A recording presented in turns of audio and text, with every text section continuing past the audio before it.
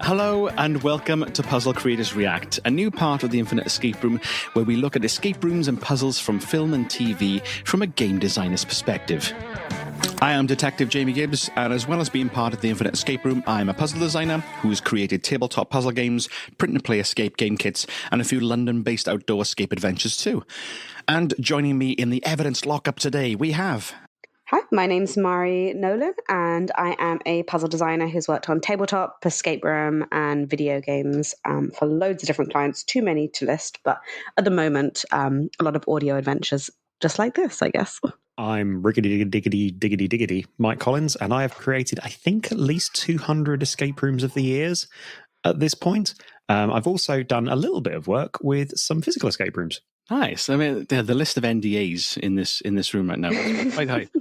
Most of them are. It was more that my list might be a bit bigger. But I don't have my portfolio to hand. It's just a lot of names of companies. Well, see, Mairi has a portfolio. Yeah, that's a start. I have the back of a Rizzler, and even then, there's a lot of space on that Rizzler. And I've just got an injunction. So we're doing something a little bit different for these episodes. So what Puzzle Creators React is all about is we'll take an episode of a TV show or a film that has escape rooms or escape room elements to it. It seems to be almost a trope at this point where you do the musical episode, you do the It Was All a Dream episode, you do the bottle episode, you do the escape room episode. And there are lists online that categorize them, but I've not seen many places that actually review them as if they were an actual escape room. That's what we're going to do today. Starting with, I think, one of the heavy hitters in terms of sitcoms, Brooklyn Nine-Nine. We're looking at the episode from season 3, episode 14, Karen Peralta, which was released in 2016, nearly 10 years ago, which makes me... I don't know how to feel about that. It sounds... Yeah, Brooklyn Nine-Nine's still the new comedy post-Scrubs, isn't it? It's still new, right? I'm still relevant, right?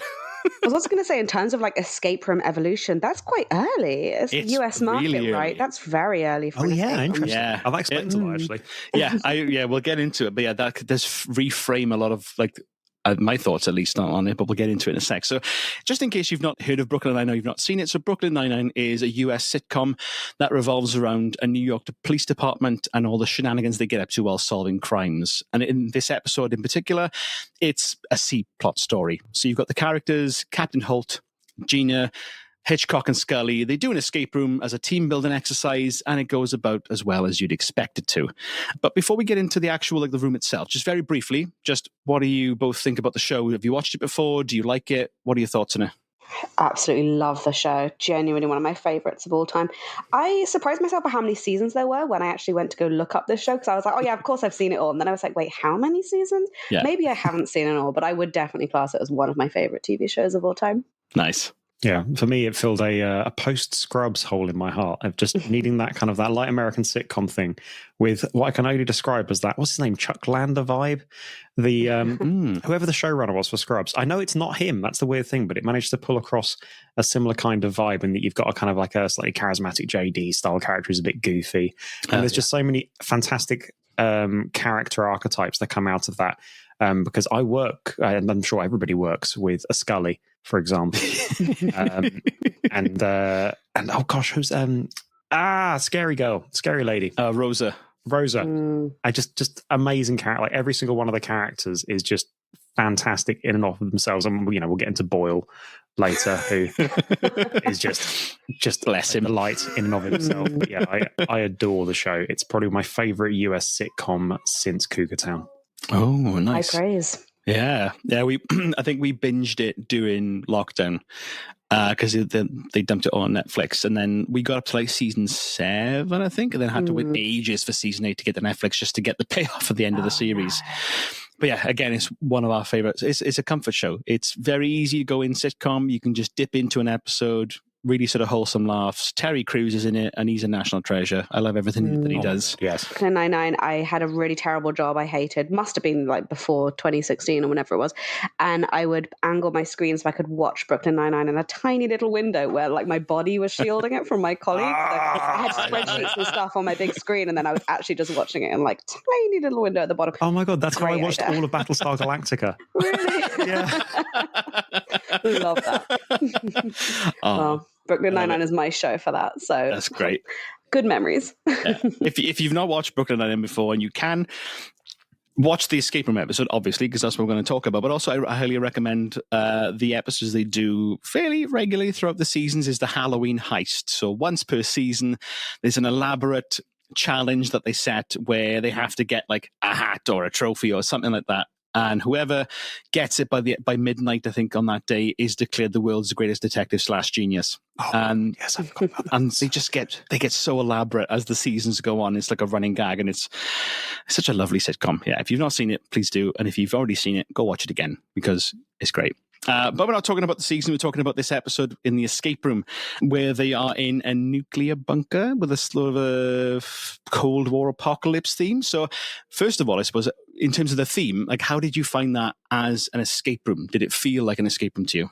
I would say so, right? You get this moment where they all sort of walk in and actually very sort of clever. They walk in and then they kind of like, oh, actually, I don't want to do this. And then the door slams behind them. And it's all like, yeah, that shutter slamming down felt good. That was fun. And yeah, in terms of the theming, it's like green walls. It's like a big map on the wall. There's sort of a big stack of, I couldn't describe it as like food in cans. Yeah, it's got a doomsday prepper kind of vibe. Yeah, I'd say it fits really well. I like the theming. I like it in real life, and I think they did well, all things considered. It looks authentic for what it's supposed to be. Yeah, yeah. I like the one when I think when Gina first walks in, like the first thing she says, like, "Where is everybody?" Maybe that's the first puzzle. Like the classic. It's become almost a trope now. We're like, "Oh, maybe finding the place was the first puzzle." You're like, "Oh God, okay." So it's good to see that that's a global thing that people do. Just like they can't help but say it. But yeah. Yeah, no briefing though to speak of. Just kind of dumped in there. Yeah. The shutter goes down. Where's the GM? I'll be honest with you. I kind of liked that. That reminds me of a more innocent time with escape rooms where you didn't have to have somebody going, if it's above eye height, please don't pull it off the ceiling. Please don't stick your fingers into any plug sockets. But, without the list of, legal disclaimers. Yeah. So, I really like that they're literally just dumped in. Here's the scenario. Go. It's very Spanish. In all the rooms I've ever played in Spain, they have what's called the cold entrance, I think it is, where you arrive at the building and your first puzzle is to like ring the doorbell and say a password, and then the game starts immediately then. And they don't have a GM. But the strangest thing about that, which always made me laugh, is with no GM, with no like lobby, there's no toilet at the start. The toilets are always in the room, but never the first space.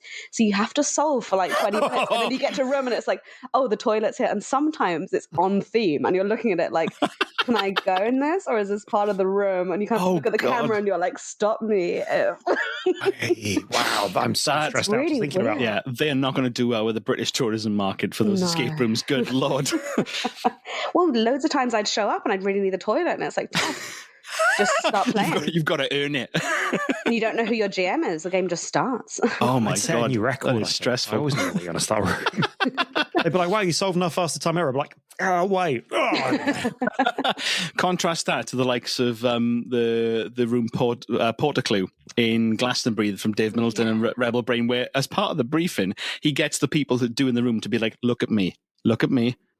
This is not a functional toilet. Say it again. Say it back to me. Repeat after me. This is like, we can't be trusted with anything. So I'm glad at least there was no toilet in that escape room. So that's something at least. But yeah, it's a one room escape room. It's pretty small in that episode, but it's decked out as you'd expect a nuclear bunker to be. And I think from context, at least, it's like Cuban Missile Crisis, 1960s kind of blast from the past. Kind of vibe. White TV.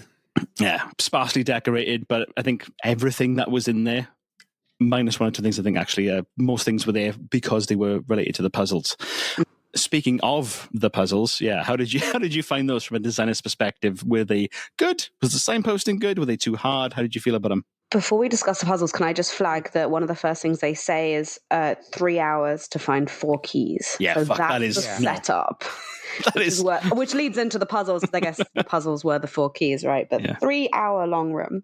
Yeah, in general, no. You got to be a one-run experience as well. You got to be touting something pretty special for 3 hours. But Jesus, yeah. I know it's played for laughs because it's a comedy for 3 hours, and they spend half their time on like one puzzle. But no, that's just not good. Yeah. I would expect a meal, not even snacks, a sit-down dinner halfway through that.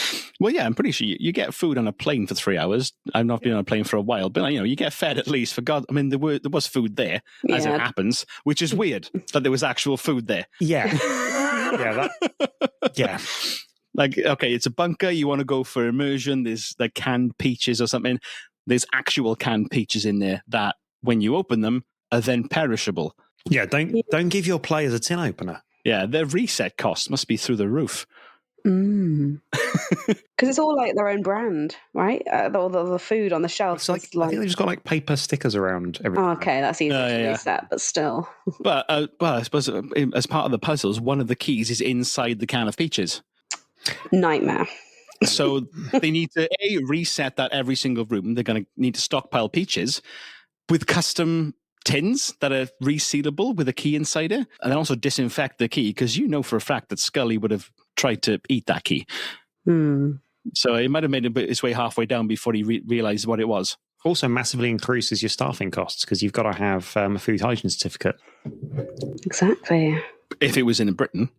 If it was in Britain, also, no, I forget in the States, it's just kind of like, anybody with hands is allowed to prepare food. Yeah, the puzzles were interesting. Did we see all the puzzles in because I remember 4 keys, but I don't get a sense that we saw like 4 distinct puzzles being solved. I feel like we missed all of the context stuff, because it felt like there was a whole discovery phase that we missed in it. Because they suddenly just, basically towards the end of the episode, they kind of have this sort of flurry of serendipity and teamwork, and start to sort of solve the puzzles in quick succession. But it's all sort of, of course, the thing we found from here allows us to, and then they kind of 1, 2, 3, and solve the individual bits. And is it Scully knows Morse code? Because that was a prison camp. But there's no kind of mention of the fact that there being Morse code in the room, so we'll take that one as assumed knowledge going in. I felt like we'd missed a big bit of the room, or there was just no signposting to speak of, and they'd spent that entire 3 hours desperately trying to find out what was in the room. If you think so, the four keys that they had, the first key was hidden in like a hollow in the bottom of a chess piece. And it took them 90 minutes, because Holt says it's half their time. It took them 90 minutes to find the key under that night. But you could have logistically found that key at any point if you just looked at the piece. So it could have been that it was meant to be discovered like that. There was no other signpost necessarily required. True. But in that scene, none of the pieces had been moved, which made me feel like there wasn't a puzzle before it. They'd still just laid everything out. And he was looking at the reset chessboard when he picked it up and said, of course, here's the key. What the fuck were they doing for the 89 minutes previously? Exactly. Eating peaches. Well, as we get into so key number 3, Scully found key number 3 at the bottom of a can of peaches because he'd eaten all the peaches. How many cans, though? And logistically, any team going through there, how many cans would they have had to go through? Because they all looked identical. There was nothing that marked them out. It was dumb luck that he found the right one. And imagine you were tipping them onto the floor, the cleanage after that. Oh, God. It's just slippery for days. Practicality perspective as well. If you're going through that many peaches in an escape room, you're not buying good peaches by the end of it. No. You're buying like North Korean brand, peaches, inverted commas, not legally defined as peaches. And speaking from experience, if you put food in an escape room, even if it's meant to be a prop, people will eat it and they will get ill from it and they will blame you.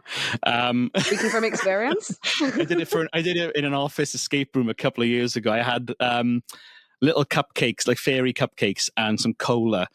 It was like the number of candles in different colors on the cupcakes was a code. I did the escape room for 2 days. The second day, the cupcakes had gone stale. They'd been left out all night. The Coke had gone flat. One of the last teams of the second day thought, I'm going to smash a cupcake and neck some of this cola. He didn't feel too good afterwards. And I'm like, well, why would you do that? Oh, no. It's your own fault. I mean, one of the only puzzles I think in that room of the 4 that there were that made like good sense was the Morse code. You pick up the phone, it gives you Morse code. You find out what the numbers are. You dial a number, the key comes out. But and the key comes up in spectacular fashion, by the way. The phone pops open. I saw that and I was like, oh, I really like that. And the same with the television, actually, where a bit of the television pops open and there's a key in there. Give me a reveal, give me a thing hidden in another thing that I didn't know was in a thing. I love that. I looked at it, I thought, the production values in this room are actually really high. Like, if I was doing this room, I would actually really enjoy it because you've got a big shutter that goes down, the set actually looks great. And then, you've got things that are popping out of things. Although, admittedly, there's only 4 puzzles, it seems, in this entire room. 3 hours to solve them. Maybe there's no signposting. That's why there's 3 hours to solve it. Yeah. I think that goes to show that the people designing this escape room, not escape room designers, but people designing sets for TV, right? They're like, what is going to look good? What's a fun reveal? But they're like, the puzzles, they don't matter. Who gives a shit? I mean, all they would have needed to do was have a Morse code poster on the wall. Done. That would have linked one to the other. And even then, like when they got to the phone, it was like 2 hours into their time before someone went, let's look at the phone. And I know, like, on the Infinite Escape Room, we sometimes miss things, but Jesus Christ, come on. Let's look at the phone. Yeah. I mean, what did you think about the second puzzle, where it was the TV channels that was a TV channel. I was going to say, what was the Bay of Pigs one? I remember something about that. So there's a bit in that sequence where Hitchcock complains because the TV only plays only clicks 4 times, only has 4 channels. And then Holt immediately goes, it's the coordinates for the Bay of Pigs, and then gives him coordinates to turn the TV dial, which then pops the second key. And how do you feel about that? Didn't understand it unless there was like a book somewhere that detailed that. But even so, I don't see the link. Yeah. You know, I said we'd like that. There was that. They felt like we'd missed the whole Discover phase. Yeah. Like, it felt like there must have hopefully been a bit where we'd gone, oh, cool, a world map with coordinates on it, like that. Yeah, that would have just tied it together. Yeah, I mean, the Bay of Pigs was part of the Cuban Missile Crisis, so from context, you might. And then when they switched the TV channel, I think it might have been Che Guevara, or maybe it could be Castro, whoever was trucking around back then. So there was a thematic link between Bay of Pigs, nuclear arms race, Castro, Cuba. There was something there, but it was missing something crucial, I think, to go TV channel map coordinates. What pissed me off about that puzzle was because on the map, there was a series of red and blue dots on either side of the map with numbers on them, not used throughout the entire thing, not moved, not touched. Like, that could have been something really cool. We've all done that room, though, haven't we? Where the room has been through multiple iterations and there's now an abandoned puzzle left in the room that you start to solve that has long since been taken out. That's always like, it's a red herring, and you're like, it's not a red herring. No, it's a previous version of this puzzle. You took it out. Yeah, I think, and going on what you said about us missing bits, there was a slight theme that they mentioned in the episode where there was the knight, which is the rocking horse. Then they talked about the Mustangs versus somebody on the TV, which is another horse. And the cans of peaches on the shelf had rocking horses on the branding. So there was a sort of a horse theme throughout 3 of the puzzles, but they mention it in the show about the link, but then never go back to it. And there's nothing to do with the phone and the Morse code at all. Was that not the chess piece, maybe? As in, like, that was that the chess piece he picked up? Was it the knight? Like, maybe that was the signposting. Like, maybe. Oh, it's shit. tenuous, maybe. That's a fair point. I mean, to be fair as well, I mean, like, you know, we are from a hilarious, playful perspective, analysing this like it's an actual escape room. But this, I mean, Jamie very kindly said this was the C plot to the episode. It was barely even the Z plot to the episode. When Jamie said, they're the escape room episode of Brooklyn Nine-Nine, I was like, I didn't remember there being one in there. I thought, this will be at least 80% of the episode. It was about 80% generous. Yeah, it looked like he was there to fill time, and the whole escape rooms are starting to take off. Let's do something with that. That's what. Yeah, it seemed to be just added in just for the sake of it. But fair dues, they found someone's garage. They kitted out. It still looked like a nuclear bunker.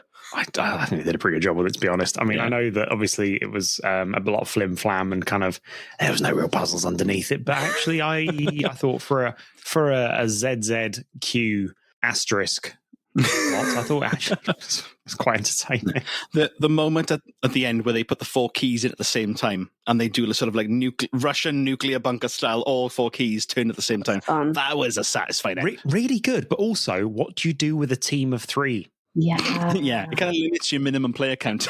Because it was on opposite sides of the walls. That was my thought was, oh shit, because I often do rooms in 2s and 3s. I'd be yeah. It's funny you said that. That's the exact word I have written down in my notebook. It's like 4 keys at same time, ? What if 3 players? That's what I wrote on that. What if only have 2 friends? Yeah. Oh. Just hope one of them's got long arms. Yeah. So we look at the room itself and the puzzles, but how did the team get on? So we've got Captain Holt, we got Hitchcock, we got Scully, we got Gina. How do you think they performed as a team in that escape room? They weren't the best team for teamwork, in that I think the only times we see them in the scene, they're all sort of sitting around, like either not talking that much, or it's just one of them that kind of gets up and solves it. With the exception of the ending scene, I don't personally see a lot of teamwork in that team. So could have just been solved by, let's face it, Holt. Yeah. Yeah, as long as he's got more arms. If I was the GM for that, I'd be coming out at the end of that going, cool, thanks everybody. And I just take Captain Holt into a corner and just pat him on the back. It's going to be all right, mate. It's just, it's going to be okay. Yeah, dreadful. Absolutely dreadful. 0 out of 10 for the team. Yeah, you're right. Captain Holt probably could have solved the entire thing more quickly. Yeah. But I do like his enthusiasm in the sort of the preamble before the escape. Like, he's the one who's driving this forward. He wants people to use their brains and work and things. But then again, like at the start, he seems to be like he's on the ball. Like, he takes inventory immediately. He knows we got this, we got this, we got this. Still takes him 90 minutes to realize there's a key under the night. Even if he's working on his own, like, come on, that should take you less than that. But let's be fair, you can understand everybody's sort of recalcitrance, because nothing makes everybody's bumhole pucker up more than somebody at work saying, it's time for mandatory fun. That's fair. Yeah, you can tell they don't care to be there. Yeah. And also, you're only paid to spend time with these people during the day. This bit's on your own dime. Like, there's just something about that, I think, that sends a shiver up any well-thinking spine. Yeah. I say that as somebody who's actually organising a team outing at the moment to an escape room and is really looking forward to it. Is everyone in the team looking forward to it? I hope so, but what they tell me. Ooh. It is the best team building exercise, and I will die on that hill. Like, people you don't know, people you do know, an escape room is the best way to find out how people work, how they tick, and how they work together. Because you get to find out you get to be surprised by people. And like with this one, at the very end, Scully really came out because he was like, I know Morse code. I've memorized it. I have a skill that I can contribute. All right. The game didn't have any way to provide that information, but he was actually useful. So I think in a lot of ways, the rest of the team kind of wild-carded their way towards an answer. You need kind of need that person who's the wild card, who has that curiosity that makes you go, oh shit, we didn't think of that. So they have a use, but they're also idiots. That's a really good point. I also really like your point to like it's being like team building and testing people and seeing how people perform under that unique style of pressure that is useful for work, but not necessarily something you can test in the environment. I always remember I used to work for a company and we had someone starting like on the Monday, and on the Friday before, like she'd got the job, but on the Friday before we were doing a team building as an escape room, we were like, oh, let's invite her so she can like meet the team and stuff. And she did really well, but later, like months later, she was like, I was so nervous because I was like, is this the real interview? Like, what if we show this game? And I was thinking, like, actually at the time, yeah, that would have been great to actually see how she performed under pressure. Is this a literal $1 million idea? Because oh my God, like actual interview escape rooms. Because what's it? Psychometrics, the nonsense psychometric tests, which by the way, again, have been disproven in the literature having any actual merit. There's bazillions in that. There's like whole was it in Vietnam or something? There's like whole streets doing there's a name for the particular tests. I can't think of them. It's the two fellas who invented it, who by the way weren't psychologists. Myers-Briggs tests. They were two businessmen. They were two arseholes. They didn't know anything. But yeah, Myers-Briggs tests are now like, they've been a super popular interview staple for donkeys. An escape room, that tells you what the person's really like. Yeah. Oh my God, there's $1 bazillion in this. Are we going to be... This is it. This is the seed of that idea. Are we going to be like, is Elon Musk going to be my actual toilet? Elon, sit down, open your mouth. So rich that this can happen.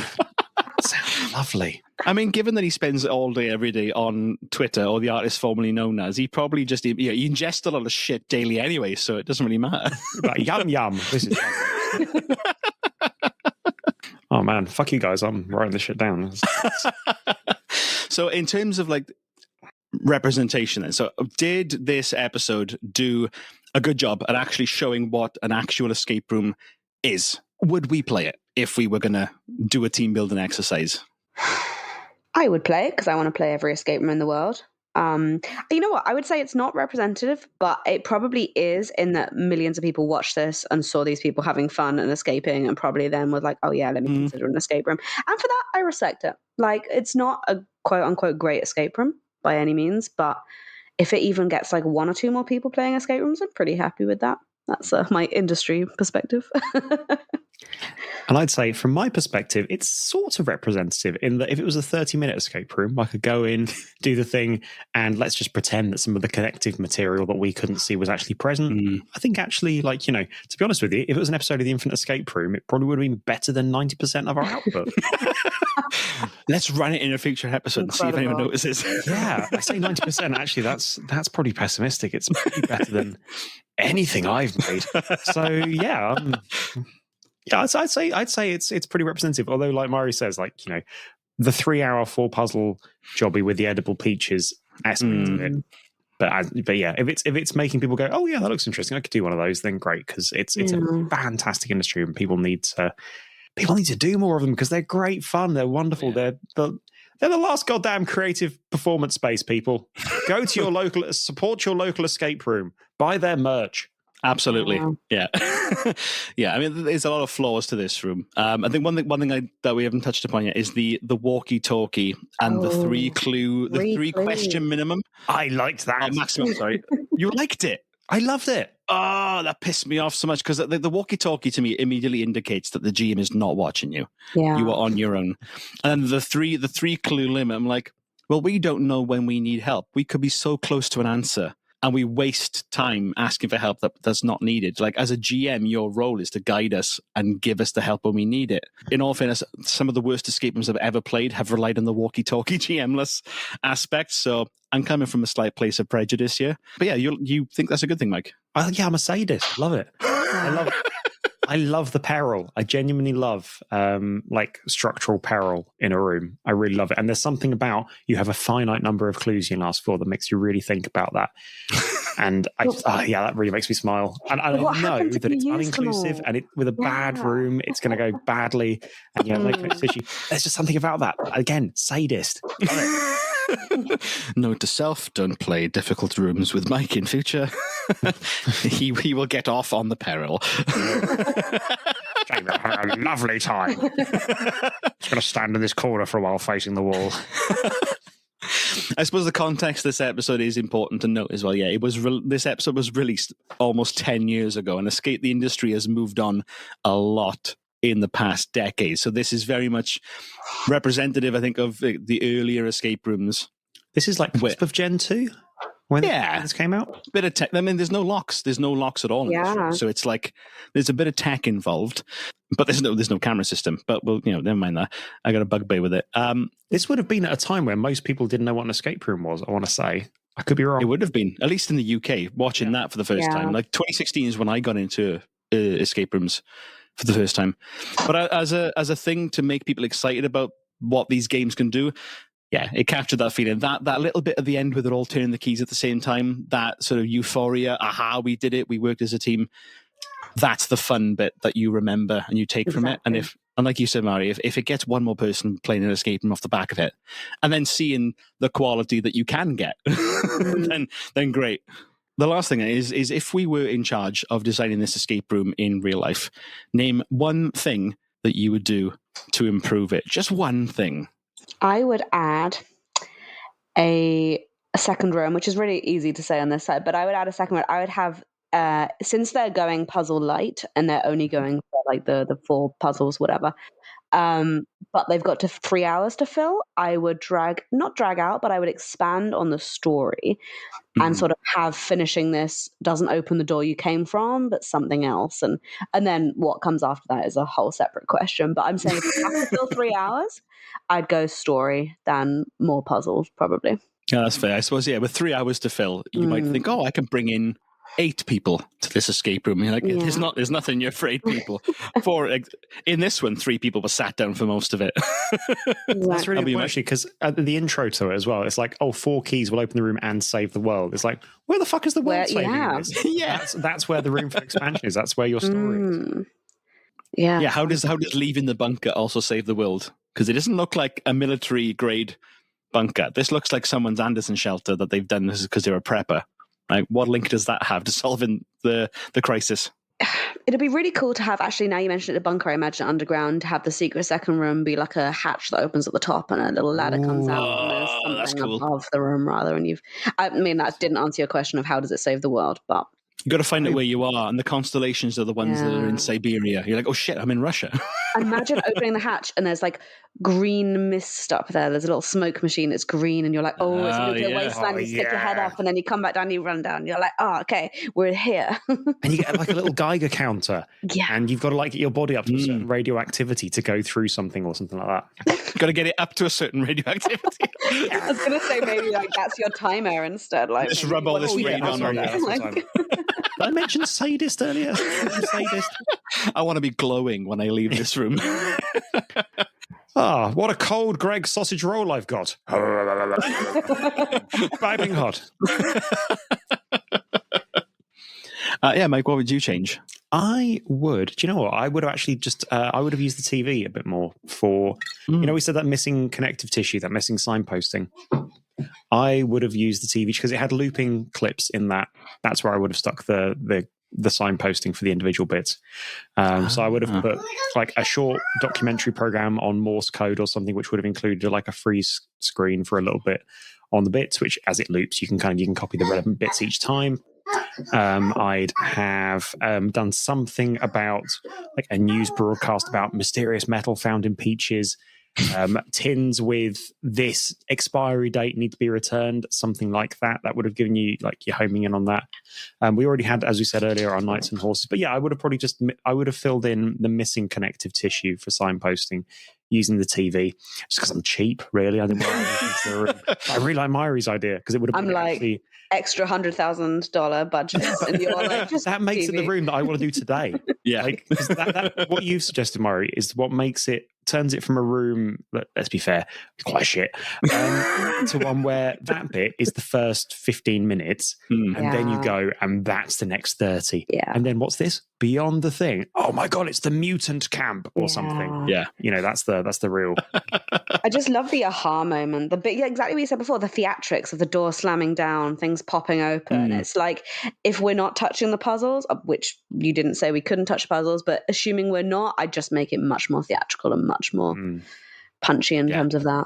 Nice. With the TV, just have the Billy Joel song "We Didn't Start the Fire" play, and then when he gets to the lyric "Bay of Pigs Invasion," it just loops and loops and loops. That's pretty good. They're like, why the fuck is Billy Joel? Keep singing. Although, what's yours? What's your improvement? Yeah.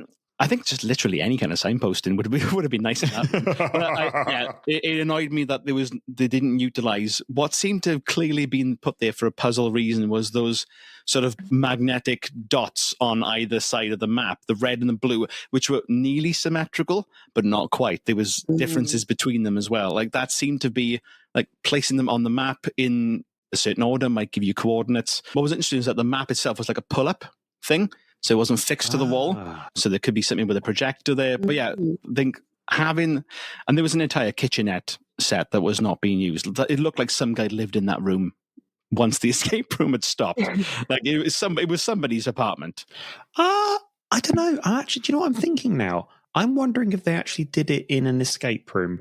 And the reason I say that is because the mechanism of the phone popping out and like the TV popping out, I was like, that's quite a lot of effort to make. I wonder if they actually just filmed this in an escape room. Maybe not a good escape room. And the only reason I say that is because I know that a lot of American sitcoms work on very limited number of sets. Yeah. And a lot of the sets that they use are reused. Like there's like various kind of sets that you can hire to sort of, use across the they all sort of circulate between one another. Like in the UK, for example, there's a bazillion versions of, there's like two Parliament sets that everybody uses. That kind of I have a really sneaky, I wonder if this was actually somebody's escape room. And the reason I think it is because of that mechanism of the phone popping forwards and the TV bit popping forwards, which looked to me like not just a bit of set stuff made. I genuinely wonder if that's something that's come out of a room. That is interesting. I know it would have been early enough as well that people wouldn't have been bothered about like spoilers and, just happy to have their room used. It could just be a shit end of life room that somebody had made. Yeah. If listeners, write in and tell us. Anyone who worked on Big Bang on frantically Googling. So it was all filmed in Los Angeles. Like there are plenty of like bunker themed escape rooms in Los Angeles, and I'm going through the like Google images to see if any of them sort of match the wall. Find the naff ones. The other thing that just came up when I looked it up, there's a brief moment in the thing where they see the door and it says skeleton key escapes in the background. Because I saw, and I'm wondering, is that just the real escape room? And was there a skeleton key escapes back in 2016? Ooh. Maybe. Because like that's a detail that like is almost not in it, right? The door's so quick that like maybe they just didn't like take that down, and that's the company. Well, if anyone knows anyone who worked on Brooklyn Nine-Nine back 10 years ago, let us know. Tell us. There we go. Because if you just partnered with an escape room, if you just literally hired some bits from an escape room for this. Yeah. It's true. Yeah, you are kind of limited. Oh, there we go. And there's some really bad escape room reviews. If you Google skeleton key escapes, the first one that's come up is, this escape room is horrible. Oh, no. It's 3 hours. We only had 4 keys. But they are 4.3 out of 5. So we booked as a group of 3. This was awful. Interesting. Yeah, that does raise a good point. I mean, if we do more of these reactions, it is something to consider. Like, do we think they used an actual escape room for this, or is this a bespoke set? So it comes down to the crunch that, as we know, it's Brooklyn Nine-Nine. It's designed to be funny. It's not designed to be a real escape room. But if it was, what would you rate it out of 5 boils? 2.5, maybe. That's generous. I know. But they had fun. Yeah, I'll go 2.5 boils as well. Actually, mostly again for the sadism. Yeah, I went 2. Yeah, actually, I went 2.5 boils as well. It's a nice theme, some nice mechanics, but fundamentally flawed. Yeah, especially by today's standards. But even back in 2016, some of the sins they committed would be like, oh god, that would leave a bad taste in your mouth. But there we go. The Brooklyn Nine-Nine escape room, was it Skeleton Key Escapes, the nuclear bunker room in Brooklyn Nine-Nine? 2.5 boils. Not enough for Nana's sourdough starter, but enough to solve a crime. Incredible. Are you sticking with that format of boils for all future episodes now? We'll probably make them like thematic to each episode, each thing that we do. It's going to be like 2.5 Commander Rikers or something. Like, yeah, I mean, there's plenty of escape room episodes to keep us going for the next 2 years if we did one of these a month. So and then the films. There's lots to draw from, and even puzzle elements in things that aren't escape rooms we can still cover. I want to do the Bob's Burgers one next because I think that's a good one. It really for that smile, and also Bob's Burgers I think might be the best show on television. I love it so much. Such a good show. I also want to do the Inside Number 9 escape room episode because that one feels like kind of legit. Yeah, I know it's not, but it feels real. Minus, the death and stuff. Yes, thank you very much for listening to this new thing that we're trying with Puzzle Creators React. If you did like this, let us know. We're on Instagram, we're on Facebook, we're on Blue Sky. Email us, infiniteescaperoom@gmail.com. Just, tell us if you thought this was good and we should do more. We'll probably pepper them in every now and again. Let us know if you want us to look at another TV show or film that has an escape room. Tell us and we'll work that into a future episode. And of course, we are also on Patreon where you can subscribe to us, throw a few coppers into a hat and get the good stuff we don't show to the common folk. Until next time, we love you lots and we'll see you next week on the Infinite Escape Room. Bye-bye. Bye.